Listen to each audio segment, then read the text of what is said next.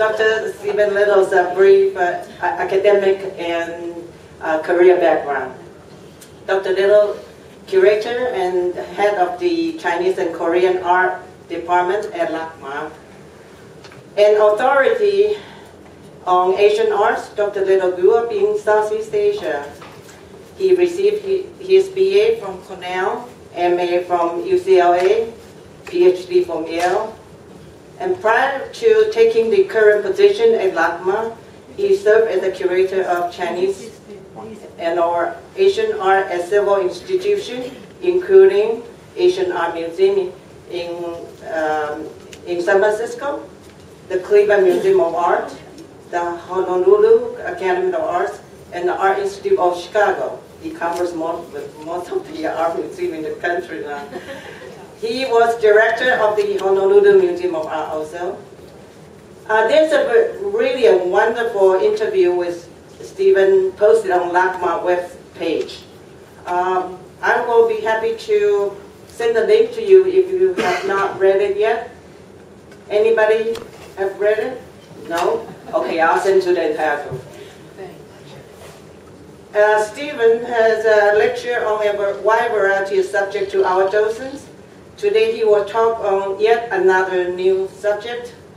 The title of the lecture today is Scholar Stones in Chinese Art and Culture. Just welcome Dr. Stephen Little.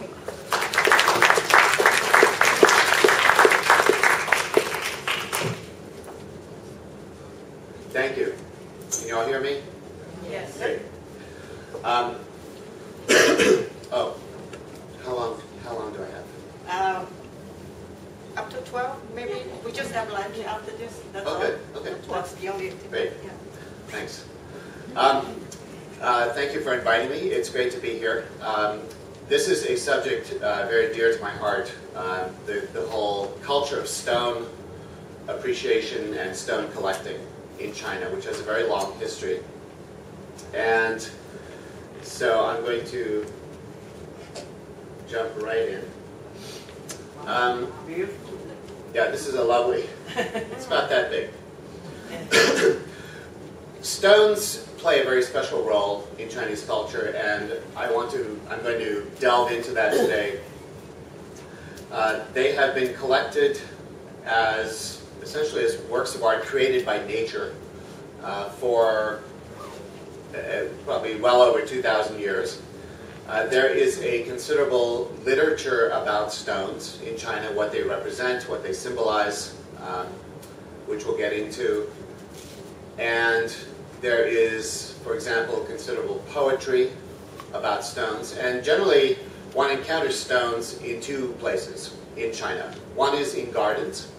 So a great example is the Huntington Library and Gardens Chinese garden, in which you will see numerous beautiful stones, some of them very large, which were brought here from China. And they are typical of the kinds of stones one sees in traditional gardens in China, especially, well, in both northern and southern China. If you go to Suzhou, or a city, even Shanghai or Yangzhou, cities that are famous for gardens, you will see great large stones sort of strategically placed at key vantage points within a garden. But one also encounters stones in interiors, smaller stones that one might place on a stand or on a desk or on a table. But they all share a certain symbolism. And the earliest known reference in Chinese literature to stones as special objects that were treated almost as if they were works of art, and in some cases elevated even higher than works of art in terms of the status that they conveyed, in terms of what they symbolize. This goes back to one of the earliest known historical texts in Chinese history called the Shu Jing, or the Book of Documents. It is the oldest text known to have been transmitted down through many, many generations. The oldest parts of it probably date from the Shang dynasty, and the early Western Zhou dynasty in the 11th and 10th centuries BC. But parts of it purport to describe events in Chinese history that are much, much older, from the 3rd millennium BC. And in the description of the great sage Emperor Yu, who, if he did live, he's a, I would say, quasi-mythical figure, very important in the development of Chinese culture. He would have lived in the mid-3rd millennium BC, about the 26th, 25th century BC. That is about exactly when the Great Pyramids were built in Egypt. So we're talking well over 4,000 years ago. In the description, in the Shujing of the tribute that was brought to his court, is a mention of something called guaishi, or strange stones. And that is one of the names given to the kinds of stones that Chinese collected, whether they were meant to go outdoors or indoors. And what is meant by strange? The word guai is usually translated as strange.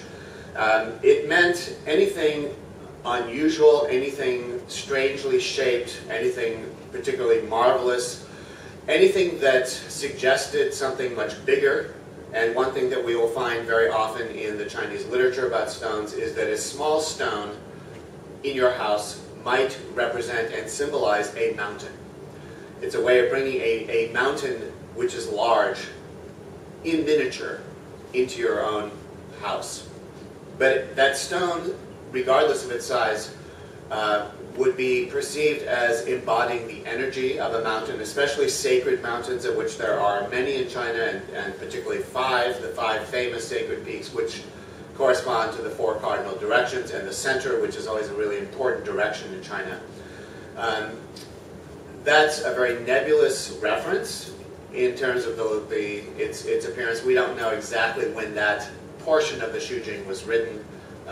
Emperor Yu, if he did live, lived in prehistoric times, because writing did not appear in China until about the 12th century BC. And if he lived in the 26th century BC, he would be in the Stone Age, prehistoric, before writing.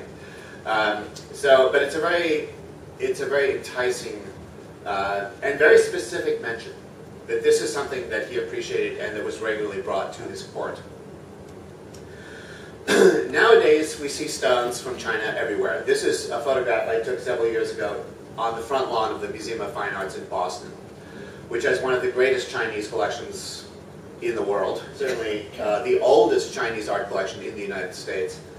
And this is a stone that they acquired in China, and it's huge. It's probably 6-7 feet tall. And I think it's wonderful that they have put it in front of this essentially very French facade of this building, because it symbolizes what's inside the building. And it's a classic example, including the base, which is, I think, one giant piece of granite. But this is a good example of a strange stone. It has peaks, it has ravines, it has caverns, it has all of the elements that you would find in a mountain. And very clearly, if you look at the early Chinese poetry on stones, which emerges in the Tang Dynasty in the 8th and 9th centuries by such poets as Bai Juyi, for example, who wrote an incredibly long, detailed poem describing just a stone like this in the most astonishing language, suggesting in the poem that this object is mysterious, beautiful, transformative. And I think one of the key things that is relevant here in terms of how the Chinese looked at stones, and this appears in the early literature also, is that stones were seen as energy. Stones were never perceived as something solid and hard. Stones were always perceived, as were mountains, as made of energy, fluid, dynamic, breathing. The Chinese, when they first articulate their cosmology in a specifically Taoist context, which happens in great detail by the 3rd and 2nd centuries BC. It's clear from these texts, like the Huainanzi, a great early 2nd century BC text, which includes whole chapters on the origin of the universe, that the Chinese understood that everything is made of energy, that matter and energy are interchangeable. This is really important for understanding traditional Chinese culture. It's astonishing that it took Albert Einstein to figure this out for us in the West. E equals mc squared is a mathematical version of that idea that matter and energy are actually two forms of the same thing, namely energy. And the Chinese somehow intuitively understood this very early.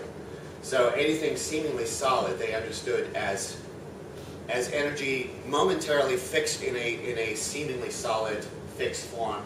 But the Chinese understood that mountains, like human bodies, are born and live and die, that time is cyclical. And I think that's really important also, and we'll get to this a little bit later, when you're looking at Chinese landscape painting.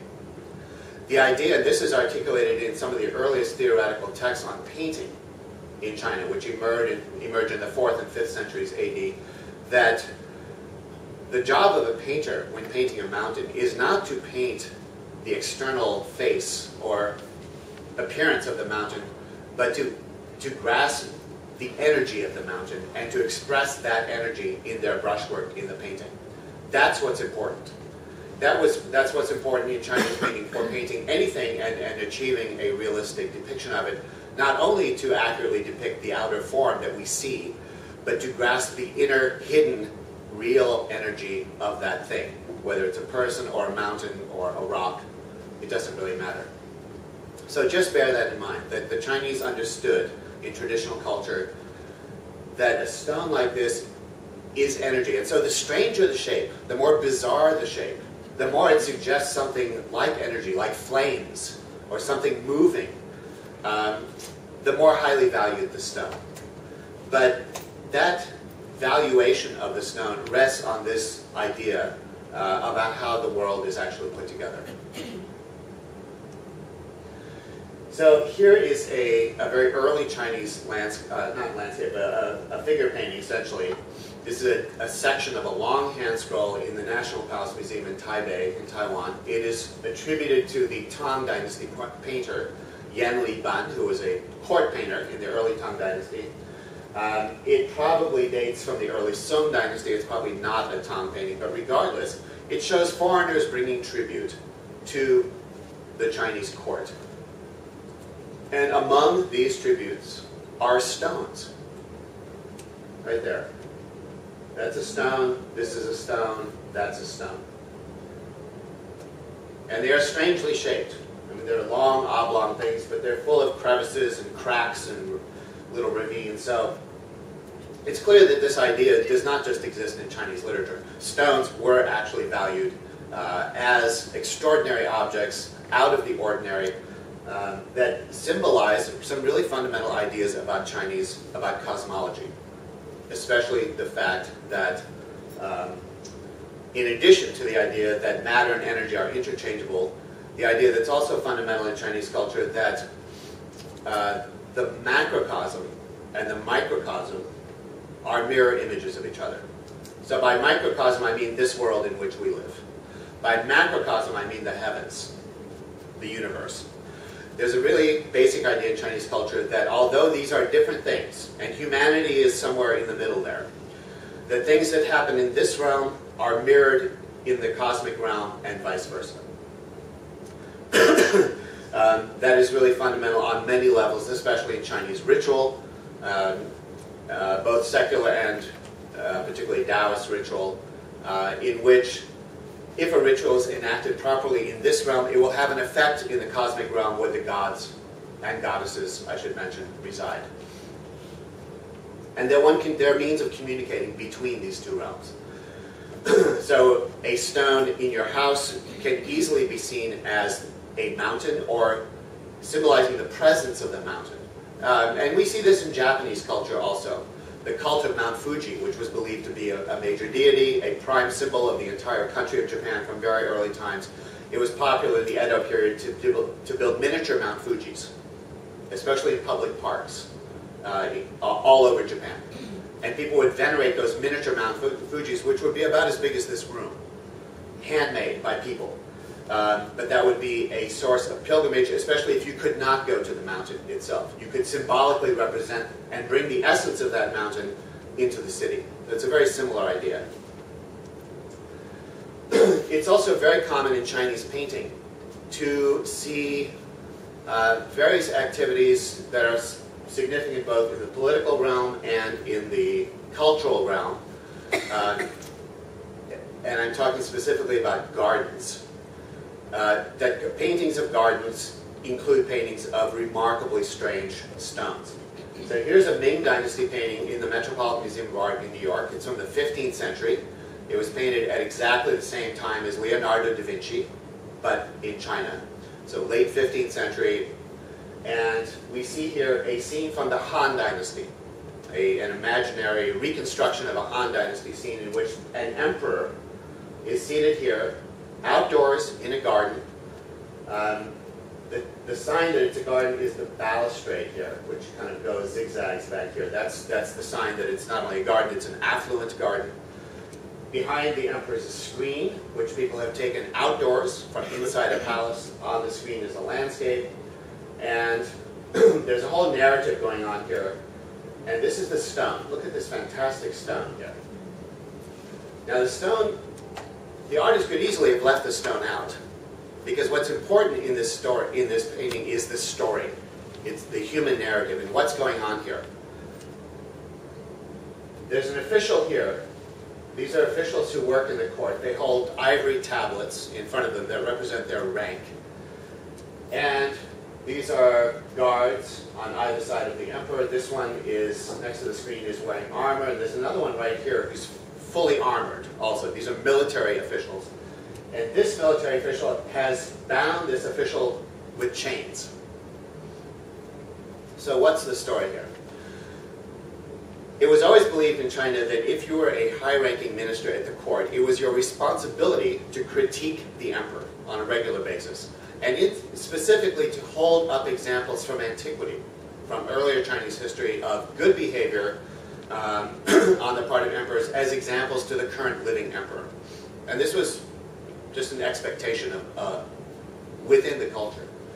So this official has just criticized the emperor for being really harsh. I forget exactly what the point was, but he's been really harshly critical. And the emperor has said, basically, off with his head. So he's been bound up with chains. He's about to be dragged off to jail, because the emperor doesn't like being criticized. Very common situation in human history. And these two officials come forward and say, no, he's just doing his job. That's his job to criticize you. And you should let him go and give him a raise. And the emperor does exactly that. He actually listens to them, lets the poor guy go, gives him a raise for doing his job. Now, it's fascinating to me that a painting like this, which is a large hanging scroll on silk, there's no inscription on this painting telling you what's going on. This is such a famous story in Chinese history that it's expected that anyone seeing the painting would immediately know. And it's there are specific clues. The guy being held in chains by the guard, that's the first clue. The painting is signed, I forget where, it's got a signature of a Ming court artist. And that also is interesting because it means it was almost certainly painted, it was commissioned by an emperor in the Ming Dynasty to hang up in the court for all the officials to see as a symbol, as a sign that the emperor who commissioned the painting is actually thinking in these terms, agrees with the sentiment expressed in this painting. Now, sometimes emperors did, sometimes they didn't, but it's a great piece of propaganda. It conveys the idea that the emperor is constantly thinking about these things. And the emperor who ruled China in the late 15th century, the Hongzhi emperor, was by far the most humane of all the Ming emperors, and he commissioned many paintings like this as symbols of his own mindfulness of how to be a good ruler. But it's expected, certainly, that any official working in the Forbidden City who saw this painting would know what's going on. You don't need to ask what's going on. And there's many paintings in the European and American traditions that are like that. We know the story, we find the clue in the painting, and then we just fill in the blanks. But the stone symbolizes something. It's there for a reason. It's not arbitrarily stuck there. I mean, it's normal that you would find stones like this in Chinese gardens. And the more affluent the garden, the more aristocratic the garden, the more extraordinary the stone, because emperors loved stones like this. And there are famous stories. Emperor Huizong of the Northern Sung Dynasty, who was the greatest painter of all the emperors in China, loved stones, painted his favorite stones in his garden in the city of Kaifang in Henan province. At least one of those paintings survives today in the Palace Museum in Beijing. The auspicious dragon stone. It's a stone very much like this. But these stones symbolize these ideas about the way the world functions. The stone is marvelous, it's mysterious, it looks alive, it moves. And so Chinese culture is full of remarkable stories about stones. And sometimes they're magical powers. Here's a section of a hand scroll by the Ming painter Chou Ying. This is an early 16th century painting. It is called Spring Dawn in the Han Palace. So this is another imaginary depiction of a Han Dynasty palace, a palace that might have existed 2,000 years ago. And look at this stone here. I mean, this really looks like a flame. And it's blue. It's really an extraordinary object. And this is a long, long hand scroll. We're just looking at one section. A rather nice section because it shows a painter painting a portrait of a Han Empress here. You see the painting right there. It's a rather rare depiction. We're doing a big exhibition on Chou Ying at LACMA in 2020, and I hope to borrow this painting from the National Palace Museum in Taipei. Okay, so here are two stones of the type that one might have in your interior, in your house. So among the powers that were attributed to stones, thank you, thanks. And one sees this in texts from the Tang Dynasty onward. Some stones, because the most extraordinary stones were believed to be made of energy, and not just any energy, but primordial energies left over from the creation of the world. So, in the Chinese Taoist cosmology, you have, I'll just outline it for you. First you have emptiness. Nothing. Empty. That is called Tao. That's where the word Taoism comes from. Tao in Chinese means two things. It means a road or a way, so it's usually translated in English as the way, which means the way of everything, the way things work, the way things function. Tao also means to speak or to say. So the very first line of the Tao Te Ching, the most ancient classical text in China to talk about the Tao, attributed to the sage Lao Tzu, says, the way that can be spoken of is not the true way. And it uses the word Tao in both meanings. Tao ke Tao, the Tao that can be Taoed, the Tao that can be spoken. Fei Chang Tao is not the eternal Tao. What does that mean? If you're talking about the Tao, you've already missed the point. A lot of people do that. The Tao is too big, too mysterious. And in the Chinese cosmology, the Tao is also seen as something pregnant. So it's a paradox. And the entire Taoist tradition in China is firmly based on paradoxical ideas. It is unique among world systems of belief in this aspect. Imagine an empty thing that produces everything. That's it in a nutshell. But try and conceive of a black hole, and you're immediately dealing with paradoxical things. I think something of infinite gravity, the size of a pencil lead. Infinite gravity. You know, these things actually exist. So, you have first emptiness. Out of emptiness is spontaneously generated energy. The Tao spontaneously generates qi, or energy. This is all articulated by the early Han Dynasty in texts like the Huainanzi, very, very clearly. This energy swirls in a chaotic state for many eons, until, again, out of the Tao, spontaneously is generated two energies, two forces, yin and yang. These are complementary, they are opposite, they exist in a balance, but always asymmetrical, always moving. And the forces of yin and yang, which are invisible, but from the Chinese point of view, present everywhere in the world and in perfect balance in every human body, causes the energy, which is up to this point swirled in a chaotic state, to begin moving in an orderly series of patterns that are predictable and regular. So the seasons could be explained in terms of the flux of yin and yang. Yang is a bright force and is at its peak in summer. Yin is a dark, cold force at its peak in winter. If you think about it, this model is so simple that you could explain any physical phenomenon in terms of the interaction of yin and yang, and the Chinese did. These ideas are at the basis of Chinese medicine, Chinese cooking, Chinese military strategy. You can go in almost any area of Chinese culture and find this underlying assumption about how things work. But the key thing is that everything is energy. So energy moves. Energy can appear to be solid. This lectern is solid. I can hit my head on it though, I'll be injured. But it doesn't change the fact that this is mostly empty space. Mostly empty. It just appears solid. But it's not. It's illusory.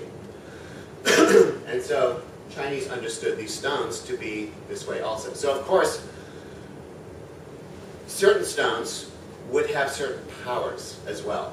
Just as a sacred mountain has a certain power. Sacred mountains are places you would go to encounter deities or immortals, to meditate, to find the raw ingredients for alchemy. And so a stone like this with these strange shapes would convey all of those ideas instantly in a traditional Chinese context. So certain stones were believed to be able to speak. There are remarkable stories about this. Certain stones could predict the weather. If it was going to rain, stories about this, especially in the late Ming Dynasty.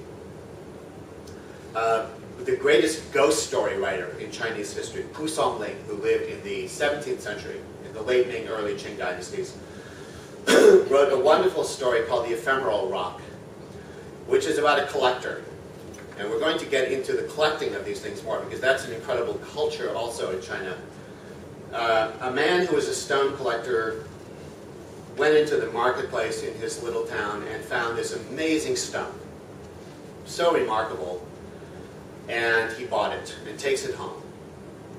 Puts it on a stand, and it's one of these stones that can predict the weather. So when it's going to rain, clouds emerge out of the caverns in the stone. And these clouds swirl around the stones. They're actually images of stones like this from the late Ming Dynasty, in woodblock illustrated manuals on how to be a stone collector. And I'll show you some pictures of that book later. So word gets around that this guy has this amazing stone with this remarkable ability to create clouds. When the weather's sunny, there aren't any clouds, but when it's going to rain, the clouds emerge out of the stone. So, don't worry, I'm getting over a cold. So, one day the magistrate of this town, he hears about this remarkable stone, and he wants it for himself. So he goes to visit the collector. And the magistrate says, I've heard you have this amazing stone in your collection. The collector says, no. I have no idea what you're talking about. So the next day, the magistrate sends his servants, who are these, tough goons. They break into the guy's house, they steal the stone. And it suddenly becomes very heavy, because the stone and the owner have a shared karma. It is the fate of this stone to belong to that man. This is also a prevalent idea in Chinese art that applies to many works of art. There are incredible stories about certain Chinese painting, that the painting has its own mind. It will choose who it belongs to. Remarkable. So, as the magistrate and his people are carrying the stone to the magistrate's house, they have to cross a bridge over a river. And as they're crossing the bridge, of its own accord, the stone jumps out of the man's hands and falls into the water and disappears. And they send divers down into the river to find the stone. Nobody can find it. The magistrate's very unhappy, but finally he gives up. A year later, the owner from whom the stone was stolen is walking by the river, and the river suddenly turns to glass, transparent, and he sees the stone. And he's thrilled, and he jumps in and grabs it and takes it back to his house. He's never been happier in his life, because clearly this stone wants to be with him. So time goes on, and then it's stolen again. It's taken again. I forget whether by the magistrate or somebody else. And the thief, who has stolen it from its rightful owner, has it on a table in his house, and the original owner is so heartbroken, he dies of a broken heart. And the minute he dies, the stone falls off the table and smashes into 1,000 pieces. And the poor man's widow hears about this, takes the fragments, and her husband and the stone are buried together. So that's a symbol of what the Chinese call obsession. And they use that phrase, obsession, a sickness in the mind for art or stones. Very common. Some stones could move of their own accord. Stones could heal, a very important property, healing stones. So one doesn't have to go far to look and find these kinds of stories. So how did I get interested in stones? I paid no attention to stones. I knew nothing of this culture of stone collecting in China until probably about 1983. And I was living in Washington, D.C., studying classical Chinese poetry at George Washington University, and I was visited by a friend from Japan, an art dealer from Kyoto, named Morimoto Yasuyoshi, who passed away about a year ago, and who I had gotten to know a year or two earlier. By chance, I had met him in Japan, and he was a great stone collector. And he had a large collection of stones, probably 70 stones, this was an amazing story, a collection of Chinese stones that had been formed in Japan in the 1920s on the island of Kyushu in southern Japan. Really? And the original collector had died, and the son wanted to keep the collection intact, so he was able to sell, Morimoto was able to buy the entire collection in the late 70s, early 80s, intact, a collection formed in the 1920s in Japan of Chinese stones. And he had a whole book of color photographs, and he showed me these images from which, these are from that collection, these stones I'm showing you here. And he told me, he introduced all these ideas which I had no idea about, that stones were valued in this way, that they symbolized these things, that there was this incredible culture of stone collecting, and eventually he sold the collection to a vice president of Coca-Cola, a man from South Africa named Ian Wilson, who lived at the time in Atlanta. And this was a time when, in the mid-80s, there were no American soft drinks in China. And there was a giant battle between Coke and Pepsi to get a franchise from the Chinese government. This was a big deal in the 80s. And Ian Wilson was a vice president of Coca-Cola, and he was sent to China many, many times to convince the government that they should give the first American soft drink franchise to Coke and not to Pepsi. And it was a battle. I mean, there was a lot of money changing hands too. There was a lot at stake here. It was kind of dark. He actually told me all this. Amazing. Proudly told me how many Chinese officials he bribed. Which is, you know, good morning. That's how things work in the world. So, Coke got the franchise. So Ian Wilson was in China a lot looking at gardens. He was being taken to gardens. There's an incredible collection of stones in the Forbidden City. If you go in the north gate of the Forbidden City, the Shuanmen, the Dark Gate, the first garden you come to was built by the Qianlong Emperor in the 18th century, and on beautiful marble stands carved like ocean waves is an amazing collection of stones. There's a whole book about them now in Chinese. But it's a great mirror of the fact that emperors love these stones, and if you wanted to curry favor with an emperor, the best way to do it was to give them a stone, if not a painting. But the stones include coral, the stones include petrified wood, the stones include limestones like these, Lingbi rocks, and so on. So, I then got to know Ian Wilson. He had then left Coca-Cola and moved to San Francisco, where he then formed a big company with a couple partners that owned, I think, 100 frozen food companies. They owned Chef Boyardee, Aunt Jemima. I mean, imagine owning 100 companies like this. This is a very wealthy, sharp businessman. He also owned all the soft drink bottling companies in South Africa where he was from. And he had this incredible collection. And because I had known about the collection before he bought it, I was especially interested in it. And in 1998, I showed the entire collection at the Art Institute of Chicago in a big exhibition.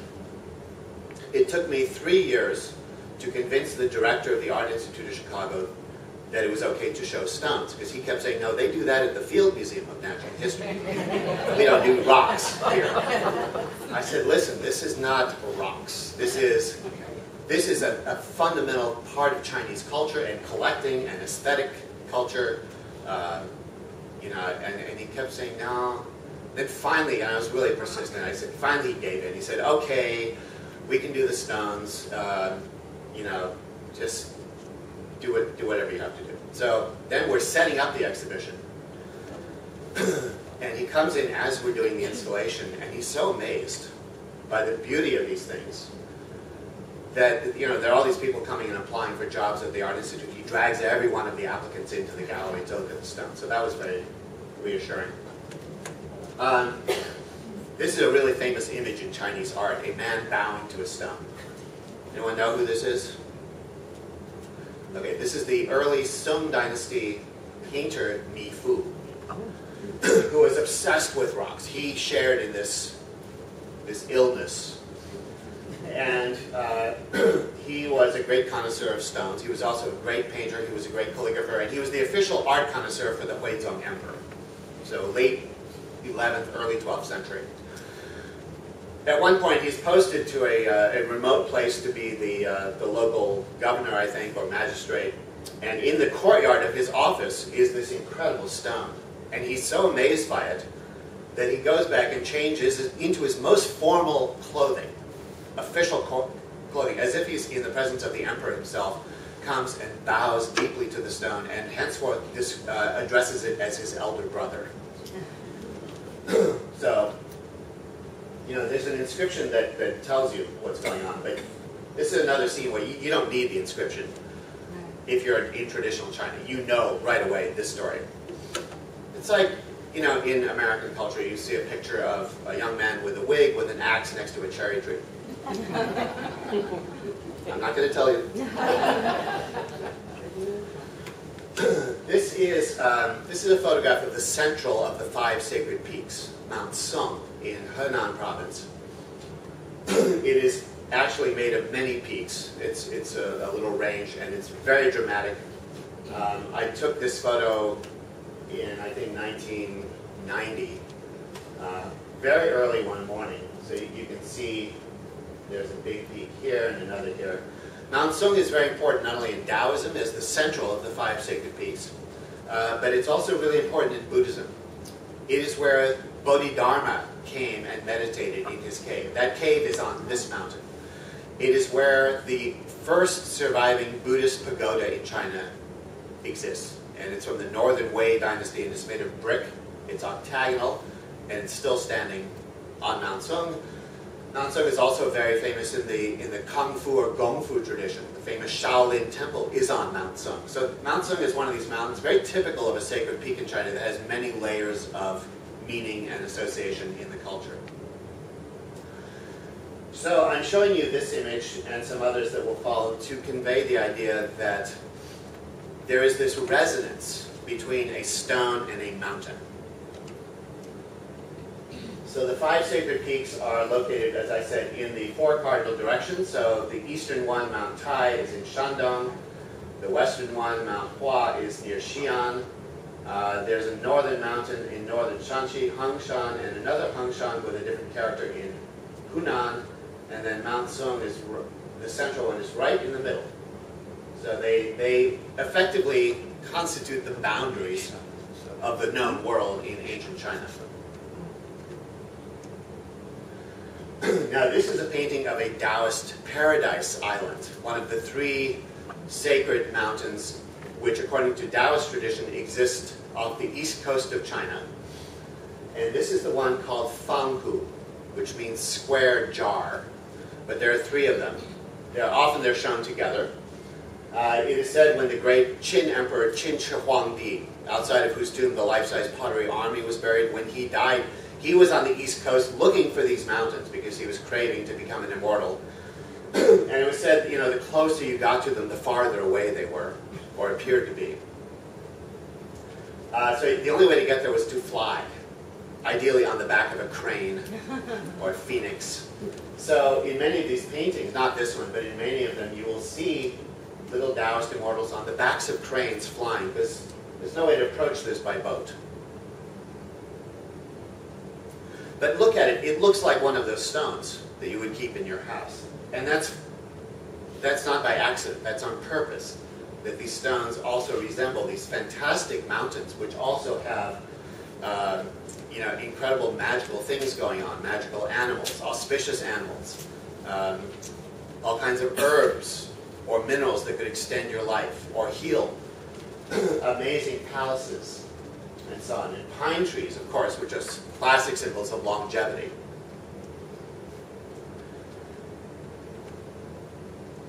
This is a 14th century Yuan dynasty imaginary portrait of the Queen Mother of the West, Shi Huangmu, one of the most powerful female deities in Chinese history.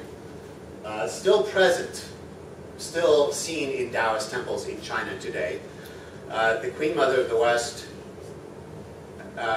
was believed to live in a great paradise far to the west of China. This is a painting from the Ming Dynasty depicting what people thought her paradise looked like, somewhere so far to the west like Tibet. Now, as you probably know, the directions in China correspond to yin and yang. I mean, everything corresponds to yin and yang at some point. So the east, where the sun rises, is a yang direction. The west, where the sun sets, is a yin direction. The male gender is yang. The female gender is yin. So it is entirely appropriate that the deity of the West is a woman, because it's a yin place. The sun is yang, the moon is yin. The 5 elements correspond to yin and yang. The yang elements are fire and wood. The yin elements are water and metal. And there's a 5th element, earth, which is neither yin nor yang. It's neutral. So it is appropriate that because the deity of the West is female, an embodiment of the divine yin force, and West is a yin direction, and associated with metal, guess what the Queen Mother of the West is often called? Metal Mother. Sounds like a punk rock band. Jinmu. That's another name for the Queen Mother of the West. It was believed that once every 3,000 years in the Queen Mother of the West, Kunlun mountain paradise, there was this peach tree which blossomed. Once every 3,000 years.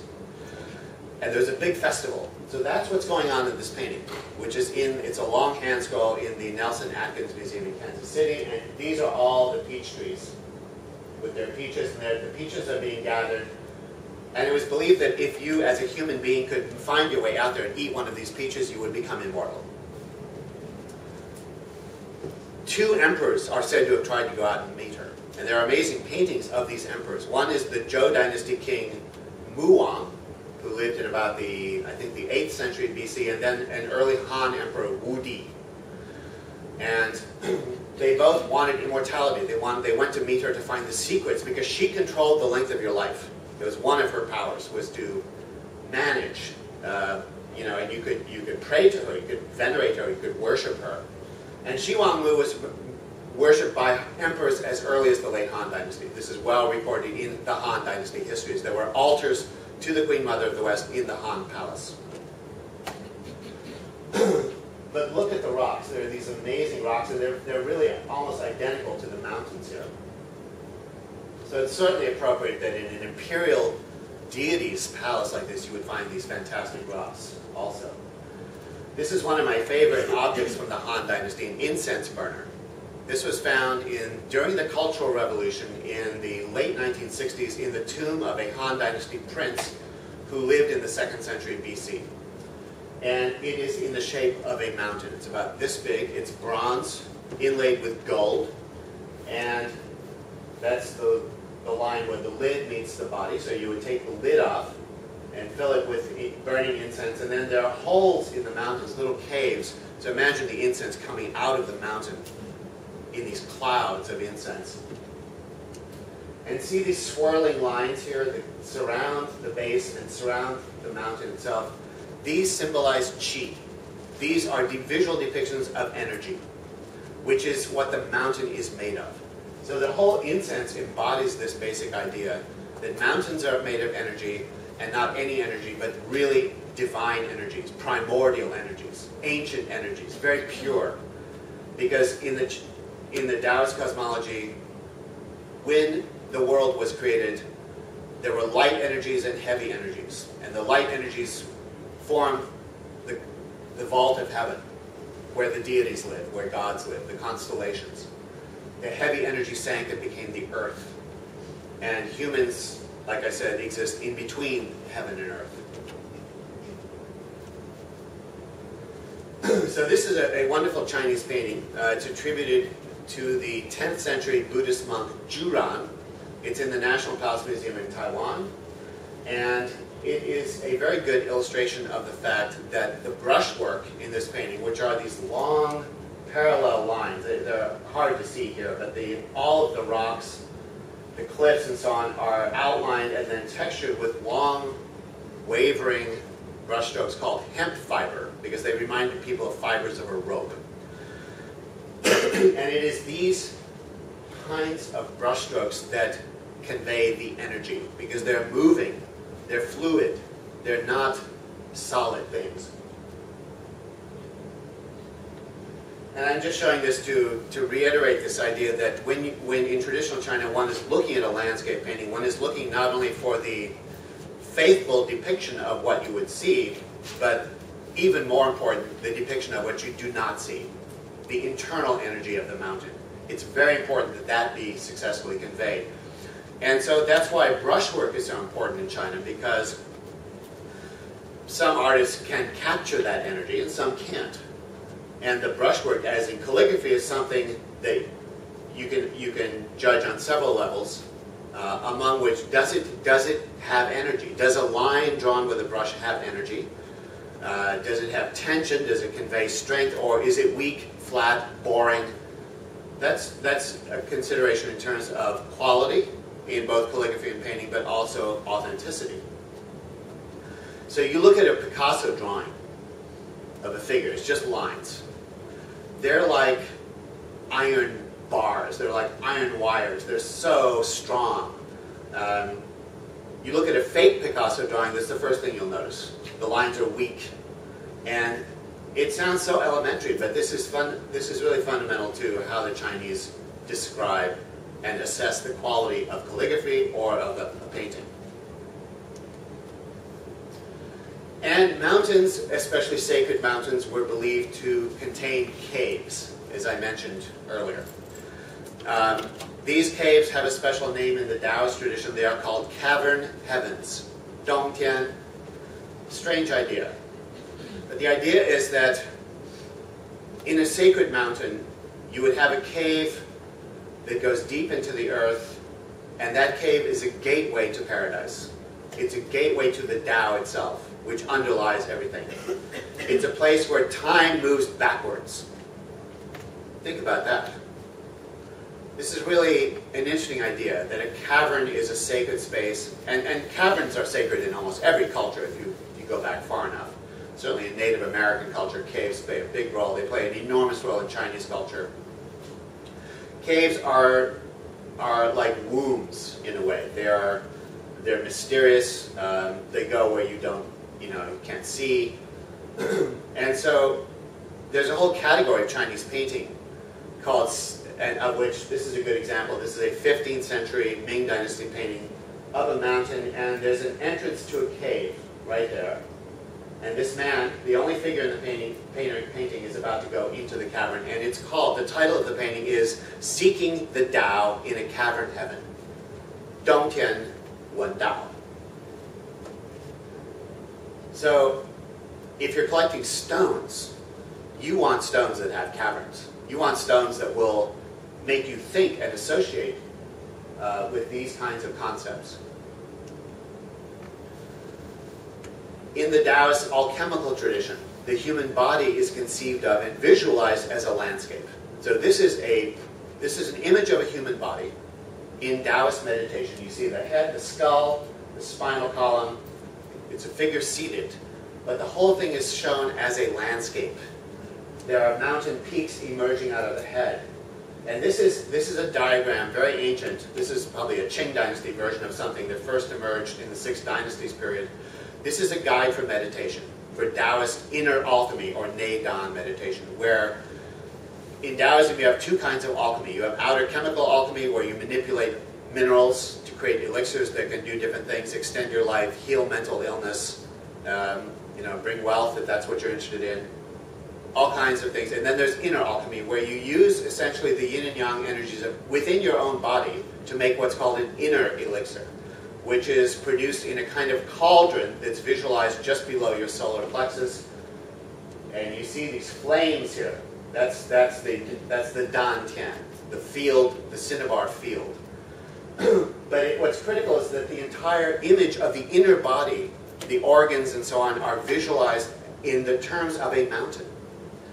And when you go to a Taoist temple and see a Taoist ritual, the altar is called a mountain. The temple itself is called a mountain. So mountain symbolism plays a vital role, not only in the Taoist tradition, but in many areas in Chinese culture, but it's certainly very specific to this culture of stone collecting, because stones and mountains are essentially seen as 2 different forms of the same thing. So Taoist peaks, the 5 sacred peaks, have talismans. I was wondering what the ox was doing in it. What? The ox, what was it doing in that? The ox. Sorry. Let's go back. There. The ox is plowing the cinnabar field. I mean, this place in the body is conceived of as a field, and so the ox is churning up that field to move the energy. Interesting that that's the only animal, mammal that is represented. That's on. I'm just curious. I can refer to a long article on this. There is, of all places, an incredibly good article in English about this diagram, this very diagram, in the Journal of the Walters Art Gallery in Baltimore. And if you look at my catalog on Taoism and the Arts of China, it's in the bibliography. And it's really clear and explains every single thing in the diagram. So thank you for noticing. There are lots of little figures in this that are kind of hard to see too.